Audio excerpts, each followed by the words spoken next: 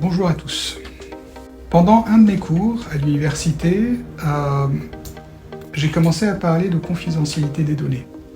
Et à ma surprise, j'ai trouvé que les étudiants, non seulement qui n'étaient pas, comment dirais-je, sensibles à cette problématique, mais en plus, ils étaient totalement opposés à la protection des données.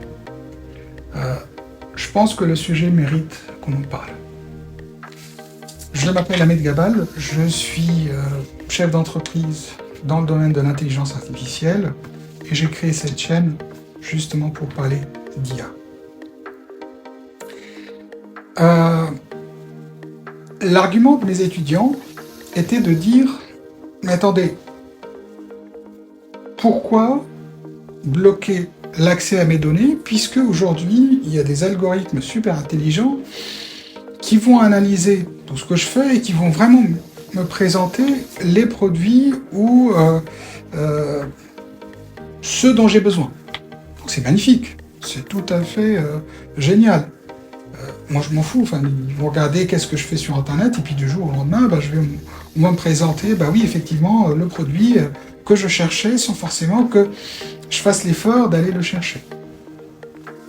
Ils ont raison, ils n'ont pas tout à fait tort. Effectivement, l'être humain, il adore être dorloté, et si effectivement il y a quelque chose qui va lui amener jusqu'à lui la chose qu'il recherche avant même qu'il fasse l'effort de la chercher, c'est génial. Donc je les comprends, je ne les critique pas. Mais ça me rappelle aussi un colloque auquel j'avais participé, c'était dans le cadre d'un grand salon européen, et il y avait un monsieur qui parlait de confidentialité des données, et il disait la phrase suivante, il disait « La confidentialité des données, c'est une parenthèse de l'histoire. » Il disait avant, les gens vivaient dans des huttes, il n'y avait quasiment pas de porte ni de fenêtre, on savait ce qui se passait un peu partout, et tout le monde savait tout. Donc, arrêtez de parler de confidentialité des données, ça n'existait pas avant, ça n'existera peut-être pas après, c'est juste une petite parenthèse du fin du XXe siècle où effectivement on a commencé à fermer nos portes, nos fenêtres, et à protéger la confidentialité de notre vie. Pareil, il a tout à fait raison. Il a tout à fait raison, effectivement on vivait dans des huttes, et même jusqu'à aujourd'hui, on peut sentir à midi la cuisine du voisin, on peut savoir qu'est-ce qu'il va manger à midi. Moi quand j'étais gamin, ça m'amusait beaucoup d'aller à côté de la fenêtre de la cuisine des voisins pour sentir et puis faire un jeu de pouvoir savoir qu'est-ce qu'ils vont manger à midi ou qu'est-ce qu'ils vont manger le soir. C'est tout à fait vrai. Mais alors, c'est quoi le problème de la confidentialité ? Le problème de la confidentialité, ce n'est pas l'accès à l'information, mais c'est l'intention de celui qui accède à l'information. Je m'explique. On va imaginer un magasin, pour reprendre un peu l'argument de mes étudiants, on va imaginer un magasin de sous-vêtements. Dans ce magasin, il y a des sous-vêtements, il y a des cabines d'essayage, il y a des prix. Le magasin de sous-vêtements, du jour au lendemain, annonce, vous savez quoi? Les sous-vêtements sont gratuits. Vous prenez les sous-vêtements que vous voulez, d'accord? À une seule condition, c'est que dans les cabines d'essayage, il y a des caméras. Ces caméras-là sont mises en toute bienveillance. Leur but, c'est de voir la morphologie de votre corps pour en sortant de la cabine d'essayage. Non seulement vous allez acheter les sous-vêtements que vous avez essayés, mais en plus on va vous proposer d'autres encore meilleurs pour vous parce qu'on aura vu la morphologie de votre corps et on va vous présenter des choses encore meilleures qui vous correspondent le mieux. Idée géniale. D'accord ? Ça correspond exactement à l'argument de mes étudiants. Et en soi, je suis absolument pas contre. Si c'est effectivement des caméras reliées à une intelligence artificielle qui va faire un calcul en temps réel et qui va proposer des produits, pas de problème. Mais si je vous dis qu'en fin de compte, derrière ces caméras, il y a des vieux pervers qui sont en train de regarder, là, ça pose un problème. Donc en fin de compte, la chose en soi, de manière absolue, n'a pas de problème, mais avant de dire si oui ou non c'est problématique, il faut comprendre quelles sont les intentions derrière. Encore une fois, je reprends l'argument de ce monsieur qui disait que la confidentialité, effectivement, c'est une parenthèse de l'histoire. C'est vrai. Dans le passé, lorsque on vivait dans des huttes, les portes et fenêtres ouvertes, ou même aujourd'hui, dans les Antilles, il n'y a pas de fenêtres, voire même pas de portes dans les maisons, tellement il fait chaud, les gens, ils sont pas tous là avec des jumelles en train de regarder leurs voisins. Et donc, quelle information va-t-on faire avec les données qui nous tombent sous la main? Quelle intention a-t-on? C'est ça la vraie question. Et donc, lorsqu'on a des données qui circulent partout, avant de se dire effectivement, oui c'est sympa, parce que ça va me simplifier la vie, posez-vous la question, celui qui a ces informations-là, quelles sont ses intentions? Alors, aujourd'hui, il y a deux types d'intentions. Il y a les intentions commerciales. On voit aujourd'hui des entreprises, sans les citer, des moteurs de recherche, qui vont aller proposer effectivement des API à des sites internet en leur disant je vais vous dire, dès l'entrée de l'internaute sur votre site, cet internaute, c'est quoi son profil, quel âge a-t-il ou quel âge a-t-elle, qu'est-ce qu'il aime, qu'est-ce qu'il cherche, etc. De sorte à ce que vous puissiez personnaliser le parcours client pour pouvoir arriver à le séduire, à lui faire acheter le maximum de choses.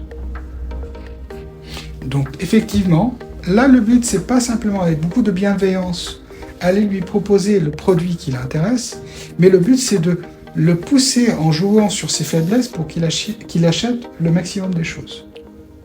Moi, ma grand-mère, par exemple, elle adorait m'observer quand j'étais gamin. Elle pouvait savoir quels sont les gâteaux que j'aime, de sorte à ce que le jour où je vais chez elle, elle va me préparer ce gâteau. Là, elle m'a profilé, entre guillemets, elle savait parfaitement ce que j'aime, mais elle le faisait avec beaucoup de bienveillance, pour m'offrir, quand je vais chez elle, le gâteau que j'aime. Mais si le but est de savoir mes faiblesses, et de me transformer en simplement une vache à lait qui va aller travailler tout le mois, et qu'à la fin du mois, tout mon salaire doit disparaître parce que je dois acheter plein de choses avec ce salaire, parce qu'on va me séduire, parce qu'on va me pousser même à aller contracter des prêts à la consommation pour acheter ces choses-là, là, c'est un problème. Ce jour-là, en rentrant de mon cours avec les étudiants, je suis rentré chez moi, j'ai ouvert mon armoire et j'ai regardé, j'ai été surpris, voire choqué, de la quantité de vêtements que j'ai achetés et que j'ai quasiment jamais portés. Je suis descendu dans ma cave, j'ai été choqué de la quantité de boîtes avec des produits que j'ai achetés, que j'ai utilisés une ou deux fois juste histoire de les tester ou de jouer avec, sans les avoir réellement utilisés. Et je ne suis pas réputé acheteur compulsif. Mais c'est parce que justement ce profilage fait que on va savoir quelles sont vos faiblesses pour vous faire acheter des choses qui ne vous intéressent peut-être pas spécialement. Et la deuxième chose, et ça c'est un point très important, on ne se rend pas compte aujourd'hui, mais l'informatique a une mémoire infinie, pire que les éléphants. Et donc, les jeunes d'aujourd'hui, qui ne sont pas du tout sensibles à la confidentialité de leurs données, qui vont aller jouer sur Internet, par-ci, par-là, et qui vont laisser des traces un peu partout, ces mêmes jeunes, dans 20 ou 30 ans, il y en a qui vont être ministres, il y en a qui vont être présidents, il y en a qui vont être chefs d'entreprise, et tout leur profil, il sera stocké quelque part, et il sera utilisé, possiblement, pour leur mettre la pression, pour laisser passer des choses qu'ils n'auraient pas pu passer. Donc en fin de compte, l'espionnage aujourd'hui, il se passe 20 ou 30 ans avant que la personne ne prenne son poste. Donc ça, c'est un point très important. Alors, on revient à notre sujet, qui est le sujet de l'intelligence artificielle. Pourquoi est-ce que je parle de confidentialité quand je parle d'intelligence artificielle? La quantité de données nécessaires pour profiler une personne, voire profiler des milliards de personnes à travers le monde, est tout juste énorme. Et le traitement de ces données ne peut se faire que grâce à de l'intelligence artificielle. Non seulement ça, mais en plus, lorsqu'on va parler avec des intelligences artificielles par-ci ou par-là, on va lui poser des questions, elle va donner des réponses. Magnifique. Mais est-ce que on sait qu'en parlant à cette intelligence artificielle, on va avoir peut-être tendance à se lâcher en pensant qu'on parle à une machine et à lui dire des choses qu'on ne dirait peut-être pas à un humain. On va se découvrir un peu plus. Pire encore, lorsqu'on est une entreprise, je vais prendre notre exemple, une entreprise de développement informatique. On va mettre devant nous, je ne vais pas le citer, mais une IA générative quelconque, et je vais lui dire, bon bah comment on fait une fonction qui fait ça, et comment je fais une fonction qui fait ça, et la fonction machin debug là, etc., etc. Si derrière, quelqu'un prend ce chat-là, il va pouvoir connaître précisément quel est le produit que votre entreprise est en train de travailler, sur quoi elle est en train de travailler. Il va savoir identifier précisément le produit sur lequel votre entreprise est en train de travailler. Et donc, on n'est pas des bisounours. Aujourd'hui, on est dans un monde concurrentiel, et la concurrence existe partout. Alors, comme vous le savez, il y a la loi américaine FISA ou RISA, ou appelez-la comme vous voulez, qui donne justement au gouvernement américain le droit d'accéder à des données qui se trouvent même pas aux États-Unis, qui se trouvent sur le sol européen et français, tout à fait légitimement pour se défendre contre les actes de terrorisme. Et ça dessus, je les comprends parfaitement. Mais la tentation sera toujours là de pouvoir justement s'en servir pour des intérêts économiques. Si demain, effectivement, des entreprises américaines souhaitent, alors, je vais dire le mot, faire de l'espionnage industriel, ces données-là, elles leur seront offertes forcément sur un plateau d'argent. Et ils diront avec leur accent américain « My dear, business is business.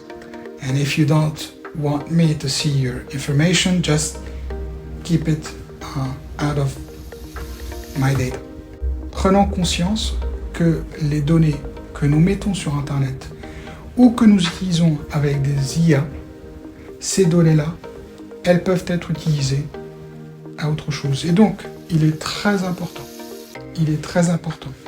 lorsqu'on installe ou qu'on utilise une intelligence artificielle pour notre entreprise, premièrement, de savoir où se trouvent les serveurs sur lesquels tourne cette intelligence artificielle. Deuxièmement, de savoir qui est derrière cette intelligence artificielle. Troisièmement, de savoir où vont les données qui vont être utilisées ou qui vont être offertes à cette intelligence artificielle, que ce soit pour son entraînement ou que ce soit dans le cadre d'échanges avec les utilisateurs.